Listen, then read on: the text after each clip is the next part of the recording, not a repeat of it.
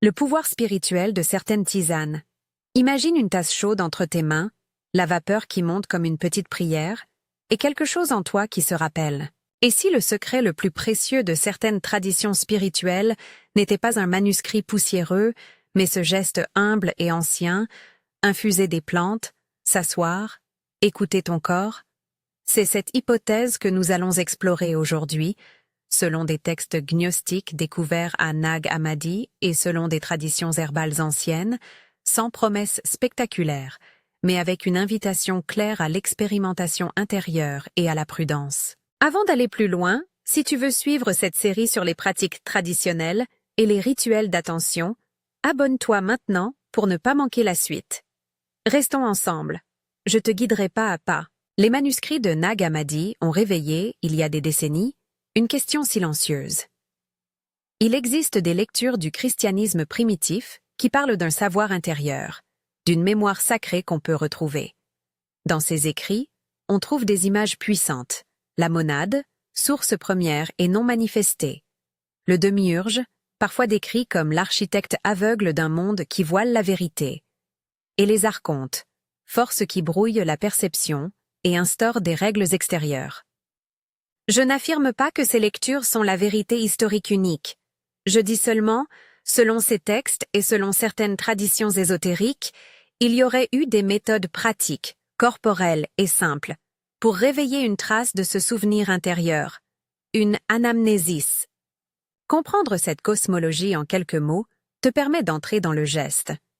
Si l'existence humaine a été partiellement assujettie à des structures de contrôle, alors le retour à une source intérieure passe par des actes de conscience qui reconnectent le corps à sa mémoire.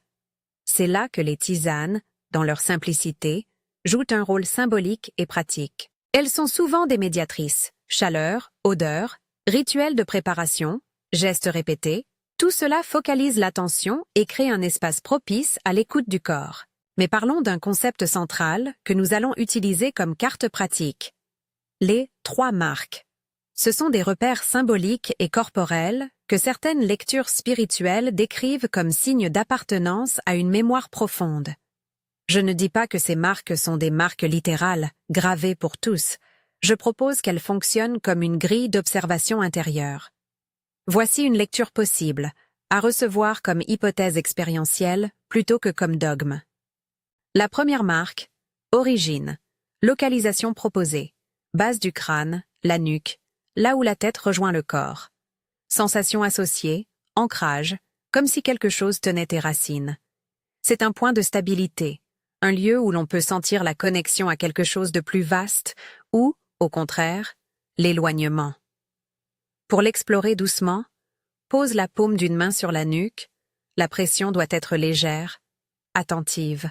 Reste environ 30 secondes ici, laisse la chaleur de ta main et la sensation te parler. Cherche une sensation de contact, de densité ou d'ouverture, ou l'absence de sensation. Tout cela est information. La deuxième marque, perception. Localisation proposée. Le côté de la main, le bord externe, là où le contact se fait avec le monde. Sensation associée. Finesse, lucidité. La capacité à détecter les nuances. Pour la vérifier, passe doucement la main ouverte le long du bord de l'autre main, comme si tu traçais une ligne. Reste attentif au picotement, aux frissons, à une légère mobilisation nerveuse. Là encore, attention douce, pas d'effort ni de fouille. La troisième marque, commandement ou voix, localisation proposée, le centre du sternum, la zone du cœur et de la poitrine. Sensations associées, assise, confiance, expression. Pose les mains sur le sternum, paumes l'une contre l'autre, pression modérée et non intrusive. Respire et écoute la qualité de ta voix intérieure, la sensation d'autorité douce, de permission d'être. Ces 3 points, nuque, côté de la main, sternum, forment une triade qui, dans la pratique rituelle, sert à orienter l'attention corporelle. Elles ne garantissent rien, mais elles offrent un langage commun pour décrire les mouvements d'un intérieur qui se réveille. Maintenant, comment les tisanes s'intègrent-elles à ce schéma? Dans de nombreuses cultures, boire une infusion est un acte rituel. La préparation requiert du temps, le parfum emplit l'espace, La chaleur du liquide touche le corps. Cette succession de gestes transforme un instant ordinaire en une porte d'attention. Plutôt que de prétendre que la plante fait quelque chose d'objectivement spirituel, je propose de la voir comme un catalyseur. Elle ouvre le champ de l'attention, aide à la relaxation, crée une intention partagée. Voici 3 tisanes proposées dans ce cadre, avec leurs associations symboliques, leurs origines traditionnelles et, surtout, des précautions claires. Tisane d'ancrage, origine, sauge ou camomille. Dans de nombreuses traditions, la sauge est associée au nettoyage, la camomille à la paix et au calme. Symboliquement, elles servent à poser les racines. Si tu choisis d'en consommer, fais-le avec prudence.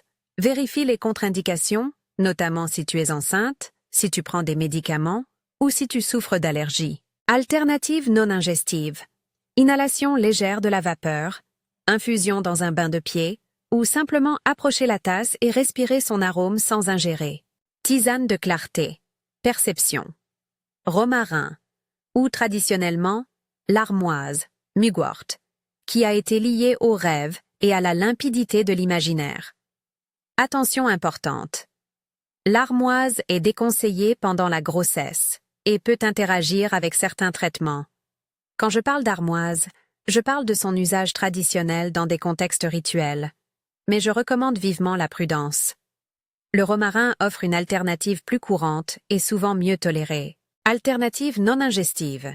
Respirer un sachet d'arôme, travailler avec un spray d'eau aromatisé, ou visualiser la couleur et la texture de la plante pendant la méditation. Tisane de confiance, voix, commande, romarin ou lavande, selon les traditions liées à la mémoire et à la posture vocale. Ces plantes sont souvent associées à la clarté de la parole et à la stabilité intérieure. Là encore, pas de promesses, elles accompagnent un sentiment possible d'assise. Alternative non ingestive. Huile essentielle diluée pour massage sur la cage thoracique, toujours après vérification médicale, diffusion d'arômes, ou chant simple et doux pour réveiller la voix. Avant toute ingestion, un avertissement clair. Si tu es enceinte, si tu prends des médicaments, si tu as des antécédents d'allergie aux plantes, consulte un professionnel de santé ou un herboriste qualifié. N'utilise pas l'ingestion comme substitution à un traitement médical. Si tu doutes, choisis les alternatives non ingestives. Entrons maintenant dans un rituel pratique, simple et sûr, que tu peux expérimenter seul ou en petit groupe. Rappelle-toi que tout ceci n'est qu'une proposition d'attention. Observe, note, ne cherche pas le spectaculaire. Le but est de créer une scène intérieure favorable à l'écoute. Préparation générale. Choisis une plante parmi les 3 propositions selon l'intention du jour. Utilise de l'eau chaude, non bouillante pour les plantes délicates, une portion raisonnable, une tasse. Prépare la tisane en pleine conscience. Mesure, verse, regarde la couleur, hume l'arôme. Si tu ne veux pas ingérer, prépare la même infusion dans un bol pour une effluve, ou versant un peu dans un petit bain de pied ou dans un vaporisateur. Pose une intention brève, par exemple, pour m'ancrer, pour clarifier, pour affirmer ma voix. Ces mots créent une direction pour l'attention. Position. Assieds-toi dans une posture stable, les 2 pieds au sol si possible. Respire naturellement. Tiens la tasse dans tes mains, sens la chaleur. Permette-toi quelques respirations d'arrivée. Inspire profondément par le nez, expire par la bouche, sans forcer. Chaque souffle invite le corps à se poser. Si des pensées intrusives surviennent, nomme-les intérieurement, pensées, et laisse-les passer. C'est l'œuvre des archontes, des voix qui cherchent à distraire. Observe-les sans te battre. Exercice d'ingestion consciente et d'exploration corporelle, version habituelle. 1. Prends une gorgée consciente. Laisse le liquide se diffuser, ressens la chaleur, le goût. Ne cherche pas à éprouver quelque chose. Note simplement ce qui est. 2. Pose la tasse. Place maintenant la main sur la base du crâne, la nuque. Appuie très légèrement. Attention douce. Reste environ 30 secondes, observant toute sensation. Relâchement, chaleur, tiraillement, silence. 3. Passe ensuite aux côtés de la main, Trace doucement la ligne du bord externe de ta autre main, lentement, comme pour réveiller une sensibilité. Prends le temps d'observer les impressions. 4. Terminez en posant les mains sur le sternum, paumes croisées si tu veux, et respire dans cette zone. Prends conscience de la posture de ta voix intérieure, sans la forcer, sans te juger. Après ces 3 étapes, formule intérieurement, ou à voix basse, une déclaration en première personne. C'est une activation personnelle, évite d'ordonner à une divinité. Voici une proposition, simple et répétitive. Je reconnais mon origine. J'ouvre ma perception. Je déclare ma voix. Répète ces phrases avec sincérité, 3 fois si tu veux. Petit rappel sur la sécurité. N'exerce jamais de pression forte sur le cou ou la colonne. Les gestes doivent être doux et respectueux. Si une zone du corps te signale de la douleur, arrête immédiatement. Note ce que tu ressens, et si tu le souhaites, écris-le dans un carnet. La journalisation est essentielle, elle transforme l'impression fugace en matériau interprétable. Un moment de défi, les doutes. Quand tu t'ouvres à une pratique inhabituelle, des résistances verbales et intérieures surgissent, c'est la fonction des archontes dans la cosmologie que nous avons évoquée. Ils brouillent, ils détournent. Attends-toi à voir surgir des pensées du type « c'est ridicule », tu imagines des choses. Rien ne se passe. Ne cherche pas à chasser ces voix par la force. Observe-les comme on observe un nuage. Elles sont passagères. Reviens à la sensation dans ta nuque, ta main, ta poitrine. Reviens à la respiration. C'est cette répétition douce, plus que la perfection d'un geste, qui crée un terrain propice à la mémoire. Je veux maintenant te proposer un cadre communautaire. Ces pratiques gagnent souvent en profondeur quand elles sont partagées. Si tu expérimentes seul, considère de tenir un petit journal et, si tu te sens en sécurité, de partager une note brève avec d'autres personnes recherchant la même démarche. Dans la description de cette vidéo, tu trouveras des références, des liens vers les manuscrits de Nag Hammadi, vers des études sur l'Évangile de Philippe, ainsi que des ressources sur les plantes mentionnées et des sigles de précaution. Je recommande vivement de t'informer avant toute ingestion répétée ou soutenue. Moment de prière et de bénédiction. Puisque ce message se tient à la croisée du prophétique et du rituel, permets-moi d'élever une prière simple en t'invitant à y joindre ton cœur si tu le souhaites. Seigneur, ou Père, selon ta tradition, nous venons avec humilité demander discernement. Donne-nous la clarté pour distinguer la sagesse ancienne et la superstition, la force pour pratiquer la prudence et la grâce pour écouter notre corps sans orgueil. Que ce geste de la tasse, modeste et répétitif, devienne une porte vers une mémoire éclairée. Nous n'ordonnons rien, nous demandons l'ouverture. Amen. Tu peux adapter ce mot final à ta propre foi. Après cette prière, reviens à la déclaration d'activation. À voix haute ou en silence, prononce en première personne « Je reconnais mon origine. J'ouvre ma perception. J'affirme ma voix. » Répète 3 fois si tu en ressens le besoin. Ces phrases sont des germes. Elles demandent du temps et des pratiques pour germer. Ne les attends pas comme des résultats immédiats. Quelques réponses aux questions que tu pourrais te poser. Combien de fois pratiquer? C'est variable. Certaines personnes font cet exercice 1 fois par semaine. D'autres préfèrent plusieurs courtes sessions. L'important est la régularité et la tenue d'un journal. Que noter? L'heure, la tisane choisie, sensations physiques, images, émotions, pensées récurrentes, toute modification de la voix ou du sommeil. Ces indices, cumulés, deviennent une carte. Autre question. Et si je ne veux pas consommer? Les alternatives sont suffisantes. L'aromathérapie, l'inhalation, le bain, la visualisation guidée produisent souvent des effets comparables au plan attentionnel. Pour la dimension rituelle, tu peux aussi simplement mettre la tasse chaude à proximité, fermer les yeux et suivre l'exercice corporel sans avaler la boisson. Un mot sur l'interprétation historique.